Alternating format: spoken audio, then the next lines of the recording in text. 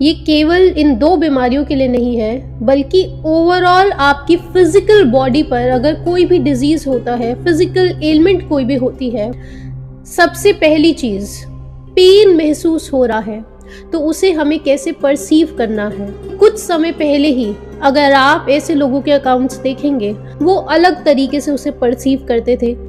आज इस दशक में एक बहुत ही बड़ी घटना ये घट चुकी है कि इंसान इतना ज़्यादा अपने से दूर जा चुका है, इतना ज़्यादा वो कंडीशन्ड हो चुका है कि थोड़ा सा पेन होने पर भी वो बहुत ज़्यादा सफरिंग उसे महसूस होती है, यातना उसे महसूस होती है। हम लोगों की अभी फिजिकल बॉडी जो है, आप देख सकते हैं कि पहले के ज़माने से काफ़ी ज़्यादा वीक होती जा रही है, क्योंकि हम लोग एक एबिलिटी को डेवलप नहीं कर पा रहे हैं आज। वो ये है कि कैसे अपनी फिजिकल बॉडी को हम सेपरेट समझ पाए अपने से। अब कैसे समझे? उसके लिए सबसे बेस्ट विधि जो ध्यान की हो सकती है, जिससे बहुत ही एक्सट्रीमली मिराक्युलस रिजल्ट्स निकल कर आए हैं। मिराक्युलस शब्द इसलिए क्योंकि आज के टाइम में ऐसे रिजल्ट्स देखना बहुत मुश्किल हो चुका है। वो है कायोत्सर्ग की ध्यान विधि। ऐसी ध्यान की विधि जिसमें आपकी पूरी फिजिकल बॉडी में कोई भी एलिमेंट हो रहा है, कहीं पर भी आपके ब्लड फ्लो को सही से ऑप्टिमाइज होने की ज़रूरत है, किसी भी नर्व को रीजेनरेट होने की ज़रूरत है, वो खुद ब खुद होता है अगर आप कायोत्सर्ग ध्यान की विधि कर रहे हैं। चाहे आपको ब्लड प्रेशर का इशू हो, चाहे आपको टूथ डिके हो रहा है और उससे पेन महसूस हो रहा है, चाहे किडनी स्टोन्स का दर्द हो रहा है, चाहे नर्व रीजेनरेशन करनी है, चाहे आईसाइट कैसे इम्प्रूव की जाए, उन सभी के लिए कायोत्सर्ग ध्यान विधि हमें करनी चाहिए। कायोत्सर्ग ध्यान विधि का अर्थ ये है कि आपको अपनी बॉडी से सेपरेट होना है। काया यानी शरीर, काया और उत्सर्ग यानी कि आपको अपनी बॉडी से कैसे सेपरेट होना है। और इस ध्यान विधि में जो सबसे मुख्यतः जो काम है वो ये है कि आपको कुछ नहीं करना है, आपको अपनी बॉडी को एकदम रिलैक्स्ड होकर फ्री छोड़ देना है। Zero body movement. ये जैन में एक बहुत ही गहन ध्यान की विधि है। कायोत्सर्ग किस प्रकार से करना है, कैसे उसको हम समझ सकते हैं, कब उसे करना है, क्या पोस्चर्स रहेंगे, उसके बारे में हम आपको अभी सारी डिटेल्स बताते हैं। कायोत्सर्ग का मतलब आप समझ रहे हैं कि आपको शरीर की मूवमेंट जो है वो रोक देनी है। अब वो कैसे करना है, उसके लिए अलग अलग प्रकार से कायोत्सर्ग किया जाता है। पहला जो होता है कायोत्सर्ग कि आप स्टैंडिंग पोजीशन में कायोत्सर्ग कर सकते हैं, यानी कि आप एकदम स्ट्रेट खड़े हुए हैं। और दूसरी इंपॉर्टेंट चीज कि जो भी कायोत्सर्ग की अभी आप विधि सुनेंगे उसमें आपको एकदम एक्टिव रहना है, एक्टिव होना चाहिए, शरीर कसा हुआ होना चाहिए। ऐसा नहीं है कि निढाल छोड़ दिया। जब तक मनुष्य इस स्थिति पर है कि हाँ उसकी जो बॉडी है उसी बॉडी की मूवमेंट से, उसकी जो रिलैक्सेशन है उसी बॉडी की मूवमेंट से उसकी एक्टिवनेस डिटरमाइन हो रही है, तो उसके लिए स्पाइनल कॉर्ड सीधी रखना बहुत ज़रूरी हो चुका है। वरना स्पाइनल कॉर्ड सीधी हो या ना हो उसका कोई भी मतलब नहीं है ध्यान में। लेकिन शुरुआत अब कहीं से तो करनी पड़ेगी। शुरुआत इसी स्टेट से कर सकते हैं कि आप अपनी स्पाइनल कॉर्ड सीधी रखें। और इसीलिए हमने स्टार्टिंग में बोला कि जब आप मेडिटेशन सेशंस में आ रहे हैं अपनी नींद पूर्ण करके आने की कोशिश कीजिए, क्योंकि यहाँ पर जो ज्ञान आप ग्रहण करेंगे उसमें आपको बहुत ज़्यादा होश चाहिए, बहुत ज़्यादा एक्टिवनेस चाहिए, बहुत ज़्यादा ऊर्जा होनी चाहिए शरीर में। वो तभी होती है जब आपकी नींद पूर्ण हो, फुल्ली एक्टिव आप हो। ये जो स्टैंडिंग पोजीशन है यही मेन फॉलो की जाती है। जो जैन की जो प्रथा है, जैन के स्क्रिप्चर्स को आप स्टडी करेंगे तो आपको समझ में आएगा कि स्टैंडिंग पोजीशन में कायोत्सर्ग सबसे ज़्यादा किया जाता है। इनफैक्ट 24 तीर्थंकर होते हैं जैन के, उसमें से जो 21 तीर्थंकर हैं उन्हें जब निर्वाण प्राप्त हुआ, उन्हें जब मोक्ष हुआ, तो वो इसी कायोत्सर्ग की पोजीशन में हुआ। 8 घंटा कायोत्सर्ग नहीं करना है ये नहीं बोल रहे हैं, शुरुआत में ऐसा नहीं करना होता है। शुरुआत में केवल 10 मिनट ही करना है और धीरे धीरे करके उसकी टाइमिंग्स को बढ़ाया जाता है। अब क्योंकि आपने फिजिकल एक्सरसाइज कर रखी है, आपको उतनी ऊर्जा होल्ड करने की हैबिट है, और साथ ही में आप समझिएगा कि आपकी मांसपेशियां बहुत कमज़ोर नहीं होनी चाहिए, एकदम स्ट्रांग होनी चाहिए, क्योंकि एक ही पोजीशन में आप बैठे हैं। तो ब्लड का फ्लो आपको ध्यान लगाना पड़ेगा, सिर्फ तभी आपका ब्लड का फ्लो सही से ऑपरेट कर पाएगा। तो इस वजह से आपकी मांसपेशियां जो है वो एकदम स्ट्रांग होनी चाहिए। और ये जो कायत्सर्ग की विधि है, यहाँ पर हमने एक स्टैंडिंग पोजीशन आपको बताया है। ये कायत्सर्ग जो है आप सीटेड पोजीशन में भी कर सकते हैं। कायत्सर्ग अगर आप लेट कर रहे हैं वो भी कर सकते हैं। अब दुविधा यहाँ आ जाती है कि इंसान शवासन में लेटते हैं या सो रहे हैं, पता ही नहीं चलता है। लेट जाते हैं तो सो ही जाते हैं। इसलिए हम कह रहे हैं कि आप या तो सीटेड पोजीशन में स्पाइनल कॉर्ड सीधी करके रखिए, या फिर खड़े होके एकदम स्ट्रेट खड़े होकर तब कीजिए।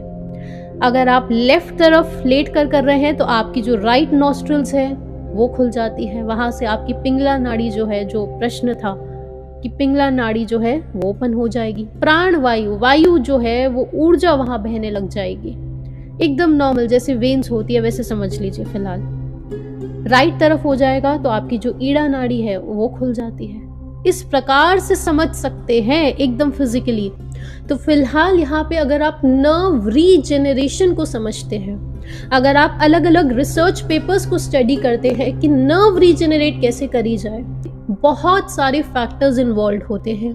जैसे कि जब आपकी सर्जरी हुई है उसके बाद नर्व रीजेनरेट होती है, तो आपका जो टाइम ऑफ इंजरी था और अभी जब आप उस रीजेनरेशन पर ध्यान दे रहे हैं उसके बीच में कितना वक्त है, आपकी एज क्या है, और साथ में इंजरी कहाँ पर हुई है, कि क्या वो स्टमक के पास है, क्या वो ब्रेन के पास है, यानी कि कौन सी जगह की नर्व को रीजेनरेट करना है। कि अच्छा नर्व है उसका एक न्यूक्लियस होता है, तो वो आपको बोलेंगे कि जिस नर्व को रीजेनरेट करना है उसका न्यूक्लियस 100% मौजूद होना चाहिए। आज जो विज्ञान कहता है सिर्फ तभी उस नर्व को रीजेनरेट किया जा सकता है। फिर 3 mm का डिस्टेंस वो बोलेंगे। अलग अलग प्रकार की वो शब्दावली है जो इमेजिनेशन से बियॉन्ड जा सकती है, क्योंकि अभी हम उस नर्व को देख नहीं पा रहे हैं, सिर्फ इमेजिन कर पा रहे हैं, वो भी वाया द पिक्चर्स जो वो दिखा रहे हैं, वाया वीडियोस जो देख रहे हैं। तो हम अभी कैसे परसीव करें कि नर्व रीजेनरेट हो सकती है, कैसे परसीव करें? तो एक इम्पॉर्टेंट बात जिस पर सारे वैज्ञानिक भी अग्री करते हैं वो ये है कि आपको आपकी जिस भी जगह की नर्व रीजेनरेट करनी है उसको हमें रेस्ट देना है, कंप्लीट रेस्ट, यानी कि बहुत एक्सट्रीम मोशनलेस स्टेट्स होती है वो। जब आपकी वो नर्व बहुत ज़्यादा कंप्लीट रेस्ट पे जाती है उसके बाद ही उसकी रीजेनरेशन शुरू होती है। ऐसा स्पेसिफिकली नर्व रीजेनरेशन के केसेस में रिसर्च पेपर्स में सामने निकल कर आया है। तो अब जो कायोत्सर्ग ध्यान की विधि है उसमें एग्जैक्टली कुछ इसी प्रकार की चीज़ आप देख सकते हैं कि कैसे आप अपनी बॉडी को कंप्लीट स्टिलनेस पर छोड़ रहे हैं। कंप्लीट स्टिलनेस पर छोड़ने के बाद आपकी बॉडी का जो सेल्फ ऑटो हीलिंग जो सिस्टम होता है वो एक्टिवेट हो जाता है। कुछ इस प्रकार से आप समझ सकते हैं, क्योंकि सबसे पहली स्टेट क्या है जब आप कायोत्सर्ग ध्यान की विधि जो अभी हम करेंगे, कि आपको फिजिकल बॉडी में एक रिलैक्सेशन महसूस होगा, क्योंकि आप जब स्लीप में नहीं है उसके अलावा अगर आप अपनी सारी एक्टिविटीज़ को ऑब्जर्व करते हैं तो इंसान हर समय अपनी फिजिकल बॉडी को इतना ज़्यादा मूवमेंट्स कर रहा होता है, तो उससे आपकी बहुत ज़्यादा एनर्जी वेस्ट होती है। यानी कि जिस जगह पर ध्यान लगना चाहिए वहाँ नहीं बल्कि दूसरी जगह पर एनर्जी लग जाए, उसे हम एनर्जी वेस्टेज मान रहे हैं फिलहाल। फिजिकल बॉडी मूवमेंट रोकने से कैसे एनर्जी कंजर्व कर पा रहे हैं ये आप सभी लोग क्लियरली इस समय समझ पा रहे होंगे। उसके अगली स्टेज आती है, धीरे धीरे आपकी जो ब्रेथ है वो एकदम स्लो होने लग जाती है। ऐसा होगा ही होगा विद प्रैक्टिस। ये जो टाइम है ब्रेथ स्लो होने का, ब्रेथ एकदम नॉर्मलाइज होने का, वो टाइम विद प्रैक्टिस कम होता जाएगा। बहुत जल्दी आप उस स्टेट पर पहुंच जाएंगे। तो हम यही कहेंगे कि जब तक रिजल्ट्स नहीं मिल रहे हैं, जब तक आपको क्लैरिटी नहीं आ रही है, तब तक आप उस ध्यान विधि को छोड़ कैसे पा रहे हैं? आप चाहते हैं कि आप उस स्टेट पर पहुंच जाए जहां पर हीलिंग स्टार्ट हो, तो आप 1 घंटा कर लीजिए, आप 2 घंटा ध्यान लगा लीजिए, 3 घंटा ध्यान लगा लीजिए। क्यों उठ जा रहे हैं? ऐसा कैसे संभव हो रहा है कि आप कोई भी मेडिटेशन टेक्निक प्रैक्टिस कर रहे हो और आपको रिलैक्सेशन महसूस नहीं हो पा रहा? यानी कि हम किसी प्रकार से उत्तेजित हैं और किसी प्रकार का स्ट्रेस है। कौन सा स्ट्रेस है? टाइम की बाउंडेशन सबसे बड़ा स्ट्रेस है आज। वो टाइम की बाउंडेशंस हटा दीजिए, वो ही सबसे बड़ा स्ट्रेस है। वो टाइम की बाउंडेशंस कैसे हटाई जाए? उसके पीछे बहुत सारे अलग अलग कारण आ जाएंगे कि मैम जॉब पे जाना है, मैम बच्चों का खाना बनाना है, मैम सोने का टाइम हो रहा है, सुबह उठकर दोबारा खाना बनाना है। ये जितनी भी एक्टिविटीज़ है, इन सारी एक्टिविटीज़ से ऊपर उठकर तब ध्यान करना है। दूसरी स्टेज आपने समझी, और उसके बाद होती है वो स्थिति, एक ऐसी स्थिति पर आपके शरीर पहुंचता है जहां पर उसका सेल्फ हीलिंग सिस्टम एक्टिवेट होता है। जैसे हमने समझा था कि आयुर्वेद में क्या कहा जाता है कि आपके शरीर की, आपके मस्तिष्क की कोई भी बीमारी है, उस हर बीमारी का इलाज, यहाँ तक कि जेनेटिक डिजीजेस का इलाज भी इस पूरी प्रकृति में, इस कुदरत में मौजूद है in the form of herbs. ये बात आप समझते हैं, यही आयुर्वेद का सिद्धांत है। और इसके बाद आती है अगली स्टेट, ध्यानी इंसान क्या कहेगा?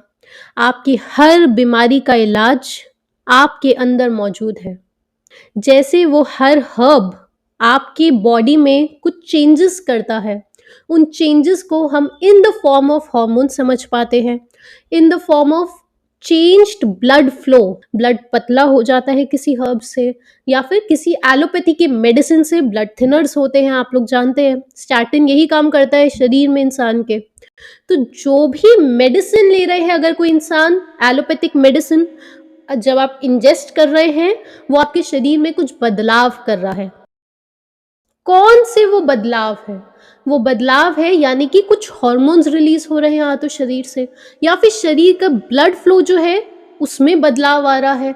और ब्लड फ्लो के बदलाव की वजह से जहां पर दर्द हो रहा है वो जगह नम हो जा रही है, यानी कि पेन की सेंसेशन महसूस नहीं हो रही है। ये जो चेंजेस है ये अभी आए हैं वाया द एलोपैथिक मेडिसिन्स। इसी प्रकार से अगर हम आयुर्वेद को देखें तो वो जो आपने जड़ ली है, वो जो हर्ब ली है, वो जो आयुर्वेदिक दवाई ली है, वो भी इसी प्रकार से काम कर रही है।